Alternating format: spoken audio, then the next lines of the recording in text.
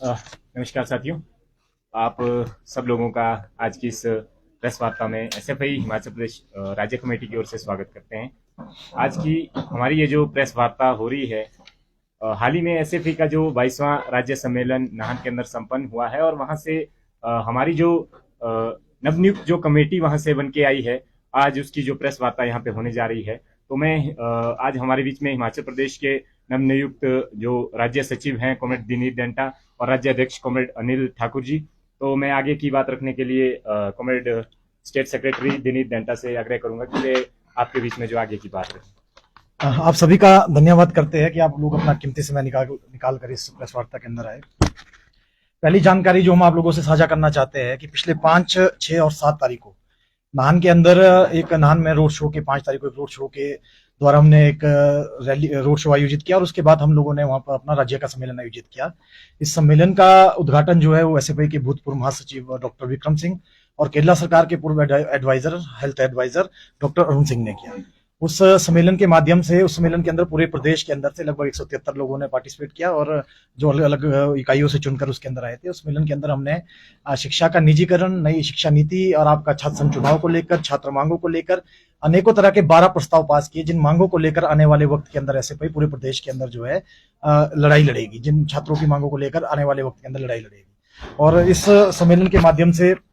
हम लोगों ने 33 सदस्यीय कमेटी का गठन किया जो आने वाले 2 साल के लिए एसएफआई का काम देखेगी और 12 सदस्यीय हमारा सचिवालय जो उस कमेटी के अंदर चुना गया। ये तो पहले जो जानकारी हम आप लोगों के साथ साझा करना चाहते थे। इसके अलावा अभी प्रदेश के अंदर जो राजनीतिक अस्थिरता जो चल रही है और जिस तरह की राजनीतिक हालत प्रदेश के अंदर चल रही है, इसको लेकर एसएफआई राज्य कमेटी गहरी चिंता व्यक्त करती है। और ये चिंता हमारी लिए इसीलिए है कि प्रदेश के अंदर जो चुनकर एक डेमोक्रेटिक लोकतांत्रिक तरीके से सरकार आई थी, उस सरकार पर किस तरह के हमले किए गए, उस सरकार को खत्म गिराने की कोशिश किस तरह से की गई और कांग्रेस के अंदर का जो क्लेश है वो किस तरह से निकलकर सामने आया, उसका नतीजा अब हमें क्या उसे लेना हो। कांग्रेस की लड़ाई हो सकती है, भाजपा की लड़ाई हो सकती है, पर हमारा मानना यह है कि प्रदेश के जितना भी नौजवान, जितना भी जो आपका छात्र है, जो इस उम्मीद के साथ कांग्रेस को वोट दिया था कि आने वाले वक्त के अंदर कांग्रेस सरकार जो है वो हमें रोजगार मुहैया करवाएगी, अच्छी सुविधाएं, अच्छे शिक्षा के अंदर हमें जो है अध्यापकों को मुहैया करवाया जाएगा, उन लोगों की उम्मीदों पर लगातार पानी फिरा है। पिछले लगभग 1 साल का अगर आप आंकड़ा उठाकर देखेंगे, जब से प्रदेश के अंदर सरकार सत्तासीन हुई है, तो पक्के रोजगार के नाम पर 0.02% लोगों को, जितने बेरोजगार युवा हिमाचल प्रदेश के अंदर लगभग 8,77,000 के आसपास जो बेरोजगार युवा हिमाचल प्रदेश के अंदर है, उनमें से 0.02% लोगों को एक पक्का रोजगार जो है कांग्रेस की सरकार प्रदेश के अंदर दे पाई। ये कांग्रेस व्यवस्था परिवर्तन के नाम पर आई थी। ये कांग्रेस इस बात को लेकर सत्ता के अंदर आई थी कि जो भ्रष्टाचार भर्तियों के अंदर धांधलियां जो प्रदेश के अंदर हो रही है उसको बदलने की जरूरत है। और ये भाजपा की सरकार के ऊपर आरोप लगाकर कांग्रेस की सरकार आई थी कि हम आएंगे तो इतना रोजगार देंगे, बहुत सारे वादों के साथ प्रदेश के अंदर आई थी। उसका नतीजा हमने क्या देखा, शिक्षा के क्षेत्र की हम पर्टिकुलर बात करेंगे। हम लगातार आपको मीडिया के माध्यम से जितनी बार भी हमारी प्रेस कॉन्फ्रेंस हुई है, इस बीच हमने लगातार इस बात को बताने की कोशिश आपको की है कि पूरे देश के अंदर जो कांग्रेस पार्टी है वो नई शिक्षा नीति का विरोध कर रही है। उस कांग्रेस पार्टी का मानना है कि इस नई शिक्षा नीति के माध्यम से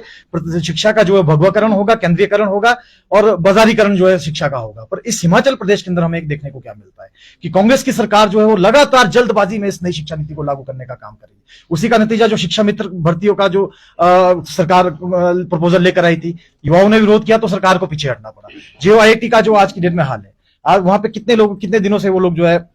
धरने प्रदर्शन पे बैठे हैं। एसएमसी के जो शिक्षक है, सरकार जो है अभी वो अपनी अस्थिरता को नहीं सुलझा पा रही है। प्रदेश की जनता जो है वो बेहाल है, वो तंग है, वो परेशान है। हम हिमाचल प्रदेश विश्वविद्यालय का एग्जांपल आपको देते हैं कि पिछले लगभग 2 सालों से एक परमानेंट वीसी की नियुक्ति जिसकी मांग हम कर रहे हैं, उस वीसी की नियुक्ति को कर पाने में ये प्रदेश की सरकार जो है असफल हुई है। हमारा ये मानना है कि प्रदेश की सरकार जो है वो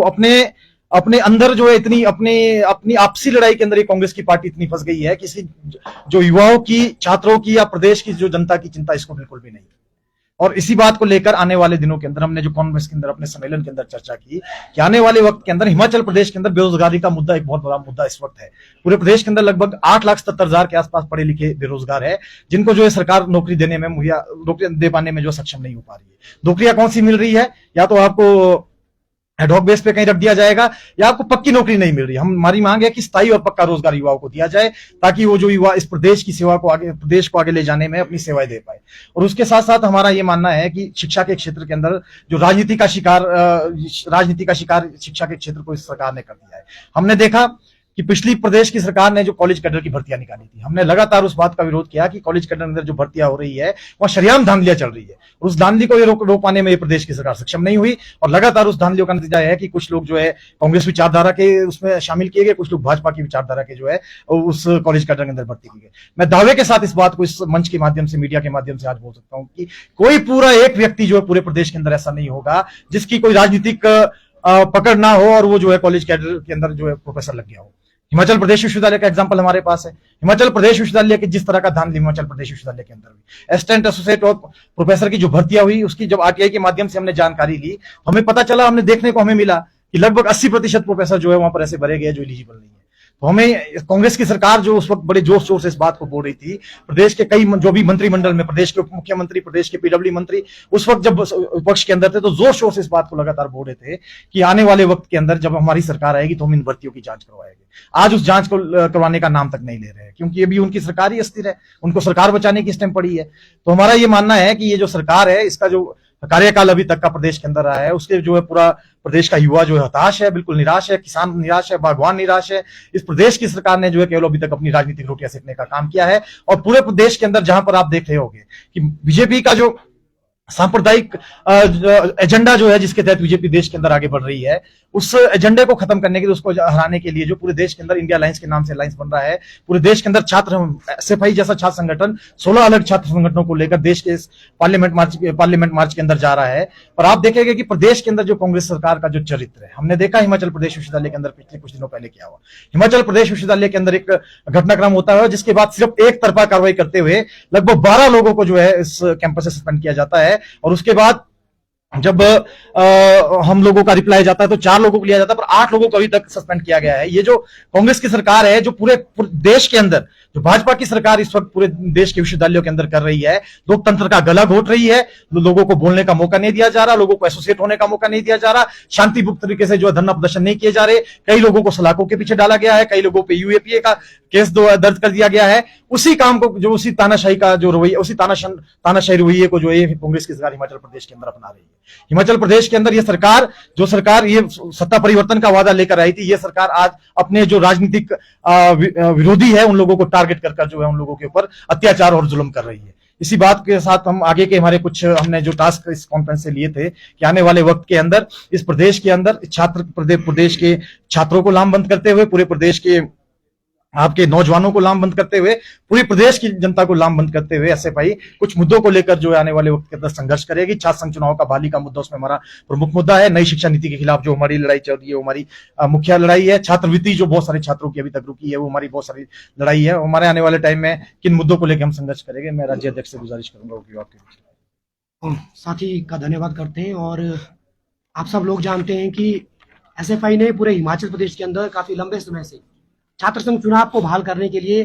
काफी बड़ी लड़ाई जो लड़ी है। और इसके साथ साथ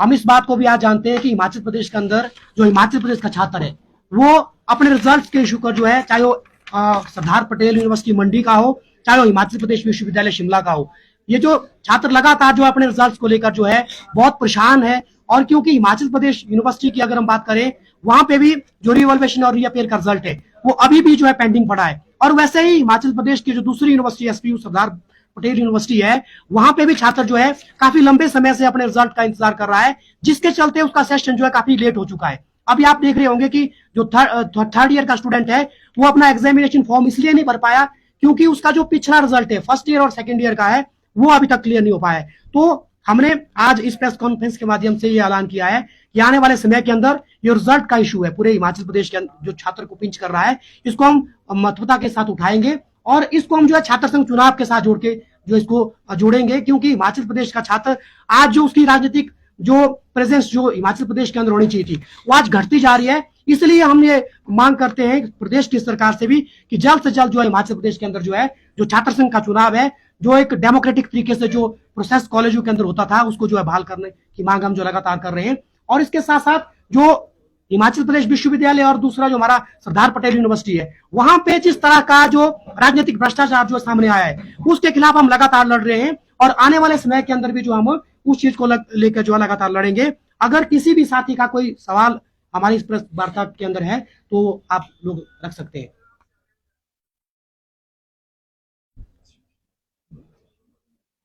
ठीक है जी, बहुत बहुत धन्यवाद जी। आप सभी का बहुत बहुत धन्यवाद, आप लोग आए, अपना कीमती वक्त आप लोगों ने दिया। Thank you.